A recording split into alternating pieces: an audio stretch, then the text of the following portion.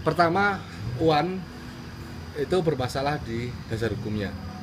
Jadi sejak tahun 2009 Mahkamah Agung sudah memutuskan bahwa UAN harus ditunda sampai sekian prasyarat yang diajukan oleh MA itu dipenuhi oleh pemerintah. Kenyataannya enggak dipenuhi dan dilanggar, sehingga ketika dasar hukumnya bermasalah, pelaksanaannya pun wajar kalau bermasalah. Di level pelaksanaan ada beberapa persoalan. Yang pertama, pembuatan soal, kualitas soal yang hancur. Di SMA keluar soalnya Jokowi, tata bahasanya itu hancur. Anak SMA pun tahu bahwa itu tidak sesuai dengan IED. Ya, jadi bagaimana kita menguji anak-anak SMA bahasa Indonesia sementara soalnya tidak sesuai dengan IED. Yang kedua, ketika SMP, soal matematika SMP itu ada yang plagiat atau persis plak dengan soal PISA. Tapi itu menunjukkan bagaimana tim pembuat soal UNAS itu malesnya setengah mati. Jawabannya sama, angkanya sama, dan pada pilihan ganda yang sama. Di PISA jawabannya semisal B yang benar, di UAN juga B. Yang kedua, soal kebocoran. Kebocoran sejak hari pertama, sejak jauh-jauh hari sampai hari H, Kementerian selalu mengatakan tidak ada kebocoran, tidak ada yang bocor, tidak ada yang bocor. Kenyataannya di lapangan pada hari H kami menerima banyak bukti-bukti bagaimana bocoran-bocoran itu beredar di siswa.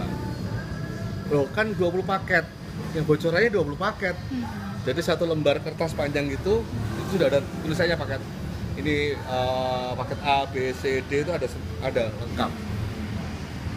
Terus bagaimana mencocokkan paketnya? Tinggal mencocokkan jawaban isinya. Kalau jawaban isinya kira-kira cocok ya berarti itu paketnya itu. Nah, berarti paket bocoran, paket cocoknya bicara mencocokkannya. Yang ketiga, soal pelaksanaan, soal ya perencanaan. Yang paling mendapat protes keras itu adalah ketika Menteri mengumumkan bahwa ada soal level internasional. Di web kami yang saya capture itu diumumkan tanggal 22 April. Jadi seminggu 2 minggu menjelang UN. Itu baru diumumkan. Dan mengumumkannya melalui Twitter.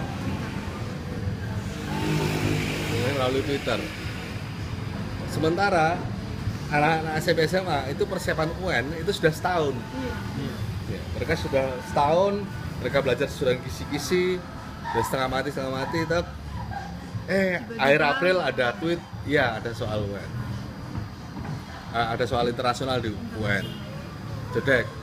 Sehingga ya tidak heran memang kemudian UN sudah memberikan tekanan psikologis pada anak-anak. Akhir April tambah lagi tekanannya. Dan itu paling parah terjadi di SMP. Yang berikutnya adalah soal di pelaksanaan hari H. Pelaksanaan hari H itu juga banyak kekacauan. 20 paket kan nggak mudah. 20 paket itu setengah mati. Saya dulu pakai paket 2 untuk tes CPNS aja setengah mati. Untuk mengacaknya, apalagi 20. Dan benar, SMP itu kekacauan terjadi. Ada 24 soal yang tak bersampul. Jadi ada soal yang bersampul, ada soal yang tidak bersampul yang dimasukkan dalam satu sampul. Jadi instruksinya jelimet, kacau. Lembar jawabannya juga masih tipis dan nggak karu-karuan. Jadi ya ada beberapa aspek itu di UAN 2014 ini.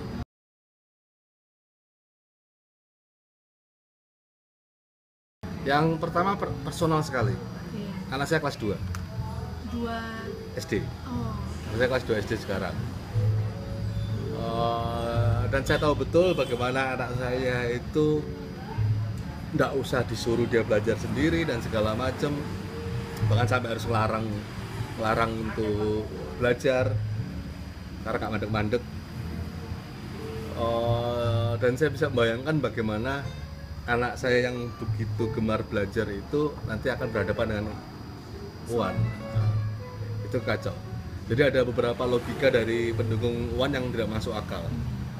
Anak kalau tidak ada UAN tidak belajar. Itu kalau boleh tahu Pak siapa ya? Mulai menteri, JK, itu orang seperti itu. Kalau tidak ada UAN tidak belajar. Nah, kalau ada UAN anak pun belajar, tapi belajar di level paling rendah. Belajar karena terpaksa. Sementara anak-anak secara alami itu adalah pembelajar. Kalau kita ngerawat dengan baik-baik, anak itu udah usah disuruh belajar kok. Orang tua tuh malah harus ngelarang belajar. Saya nggak ingin itu terjadi di anak saya nanti kelas berikutnya ya. SD pun juga bermasalah sebenarnya. Tapi sekarang ganti nama. Ganti nama tapi esensinya tetap. Nah, kita bicara lain dulu, itu satu. Yang kedua, saya menggagas juga inisiatif gerakan pendidikan yang namanya Bincang Pendidikan. Bincang Pendidikan itu menyediakan forum, menjadi platform buat berbagai macam gerakan pendidikan yang ada di Indonesia. Sekarang sudah berjalan 34 kali. Kalau diasumsikan setiap kali itu ada minimal 4 praktisi yang sharing, berarti 4 kali 34 ya, selama 3 tahun terakhir ini. Artinya apa? Artinya sebenarnya banyak inisiatif pendidikan masyarakat yang dilakukan oleh masyarakat secara mandiri tanpa bantuan dari pemerintah. Kreatif macam-macam. Sayangnya kreatif apapun gerakan pendidikan oleh masyarakat ini, dia akan terbunuh oleh UAN. Jadi ada misal contoh, ada inisiatif pendidikan di Bandung itu yang mengajak anak-anak untuk pulang ke kampung. Pulang ke kampung tidak boleh bawa gadget dan segala macam, dan mereka melakukan permainan tradisional dan segala macam. Pertanyaannya, ngapain belajar permainan tradisional kalau ujung-ujungnya UAN? Anak pun juga nggak dapat meaningnya.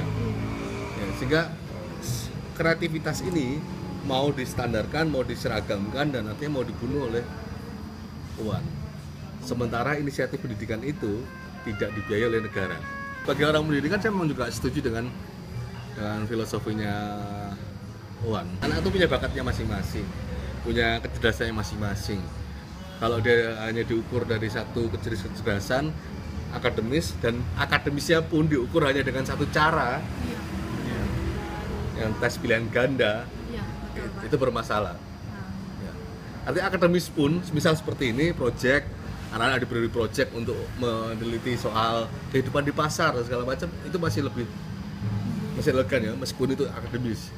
Tapi ini akademisnya sudah sempit lah ya. Jadi hidup itu ada berbagai macam bakat. Setiap anak ada berbagai bakat, sudah disebutkan ke akademis, dan akademis disebutkan pula di pilihan ganda. Dan pilihan ganda yang menariknya adalah pilihan ganda di UAN itu tidak mendorong anak untuk high thinking, low thinking. Tapi tingkat kerumitannya sangat rumit. Low thinking yang sangat rumit. Apa buktinya? Buktinya meskipun rata-rata nilai UAN kita itu bagus, di atas 90, tapi di PISA jeblok. Kenapa di PISA jeblok? Karena di PISA itu anak ngerjakan soal itu tidak perlu pakai rumus, tidak perlu ngapalin rumus. Ada caranya. Harus menalar, harus menggunakan logika. Jadi high thinking. Jadi menggunakan logika, bukan sekedar menerapkan rumus. Yang low thinking tadi menerapkan rumus. Nah, UAN itu menerapkan rumus. Setelah di PISA sudah logik banget. Sehingga di PISA tahun 2009 kita 3 besar dari bawah, tahun 2012 2 besar dari bawah. Gitu. Sehingga kalau ngomong apa manfaatnya UAN, hasil dari tes pemetaan PISA tidak menunjukkan ada manfaat. Pemerintah menyatakan ada 4 fungsi UAN. Yang saya ingat cuma 2, satu syarat kelulusan, yang kedua untuk pemetaan kualitas pendidikan. Sampai sekarang belum ada laporan pemetaan kualitas pendidikan. Iya, nggak ada. Yang saya tahu itu cuma persyaratan saja. Persyaratan lulus. Sehingga ini sudah menggeser makna etanas. Etanas dulu itu hanya untuk menjadi kalau kita mau memilih sekolah di tahap selanjutnya. Tapi tidak sebagai syarat kelulusan. Sama sekali 0%. Syarat kelulusannya di ijazah dan rapor. Ya. Etanas buat apa? Namanya juga evaluasi. Ya, namanya juga evaluasi evaluasi kayak pelatihan itu ada evaluasinya ya. Iya. Gimana nih pelatihan kita, bagus enggak? Oh gini, oh kurang gini, ini udah bagus gini, yang kurang gini. Nah dari situ kemudian dipakai oleh pemerintah untuk melakukan perbaikan pendidikan. Semangatnya semangat evaluasi. Tapi jadinya kayak sekarang ya. Ketika jadi berubah nama ujian nasional, semangatnya dalam menguji Iya. pemerintah. Jadi kalau dievaluasi, pemerintah itu dievaluasi oleh hasilnya anak-anak. Jadi yang dievaluasi pemerintah objeknya, anak-anak yang menjadi subjeknya. Di UAN sebaliknya, anak-anak yang jadi objek yang diuji oleh pemerintah. Nah, kenapa seperti itu? Dugaan saya, ini dugaan, meningkatkan nilai Eptanas itu susah. Harusnya kan kalau ngomong ukuran keberhasilan pemerintah, nilai Eptanas itu tiap tahun naik. Oh iya. Harus tiap tahun harus tiap naik. Karena apa? Karena dari feedback itu kemudian ada pembangunan gedung, Iya, ada penambahan buku, Iya. dan guru kayak gitu. Dugaan saya nilai Eptanas itu merangkaknya lambat sekali. Lambat sekali. Dan itu berubah ketika UAN. Kenapa berubah jadi UAN? Karena UAN itu bukan perkara semata-mata syarat lulusnya anak, tapi juga perkara karirnya guru, karirnya kepala sekolah, karirnya kepala dinas. Itulah kemudian yang menjelaskan kenapa ada 70 guru dan kepala sekolah di Lamongan yang mencuri soal UAN. Karena seperti itu. UAN adalah pertaruhan karir buat guru, kepala sekolah, dan kepala dinas.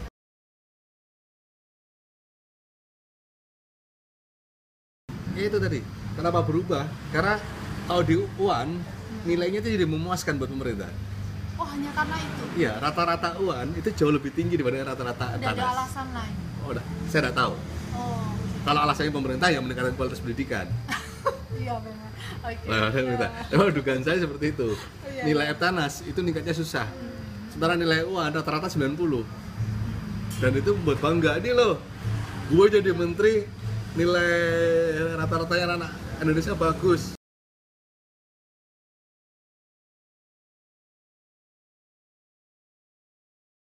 Sangat mungkin. Itu sudah kami rumuskan di 4 rekomendasi di petisi tolak UN.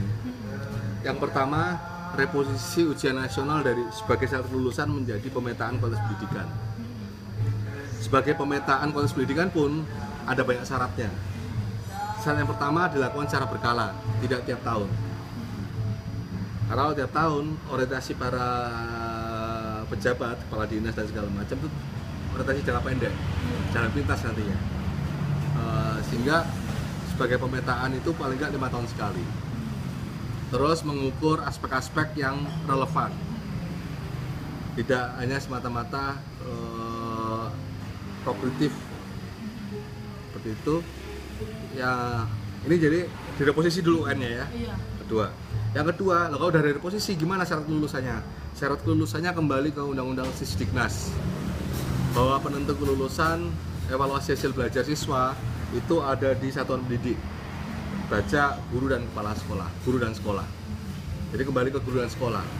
Loh, guru dan sekolah kan kadang nilainya subjektif, apalagi kalau sekolah-sekolah yang kualitasnya jelek. Oleh karena itu harus ada peningkatan kualitas guru dan sekolah dalam melakukan evaluasi yang berpusat pada pelajar. Harus ada. Dan secara anggaran sangat mungkin, sangat ada. Anggaran untuk UAN tahun 2014 adalah 545 miliar. 545 miliar.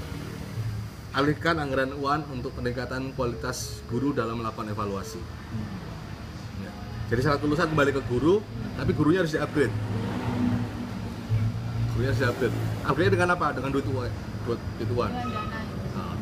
Yang ketiga, selain ngomong gurunya ditingkatkan, ketiga pemerintah juga perlu membangun metode evaluasi pendidikan yang akan digunakan oleh guru.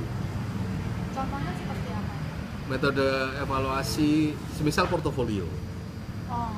project based, tapi pemerintah harus membuatnya menjadi apa ya, menjadi baku sehingga nanti bisa dilatihkan ke guru-guru tadi. Yang terakhir, standarkan layanan pendidikan sebelum ngomong kelulusan dan segala macam itu. Karena kewajiban pemerintah lah untuk menstandarkan layanan pendidikan. Itu ada di Undang-Undang Sisdiknas. Ada 6 standar, saya lupa. Ada 6 standar yang harus dipenuhi oleh pemerintah. Yang ini tidak, sampai sekarang tidak dipenuhi, justru mereka malah menuntut standarisasi anaknya. Seburuk-buruknya orang manajemen, seburuk-buruknya manajer pabrik, ya, ketika outputnya jelek, yang disikat bukan di outputnya sini, Iya. prosesnya yang disikat, yang udah ada. Kita enggak. Bisa, Hasilnya contoh, aja ya. contoh yang udah ada yang sini. Iya. Oh, ada kecurangan. Oh, sekarang 2 paket, nggak mungkin bocor. Masih ada kecurangan, 5 paket. Nah, oh, masih ada bocor, 20 paket. Tambahin terus. Penjagaan juga seperti itu. Yang dijaga siapa, yang bocor siapa.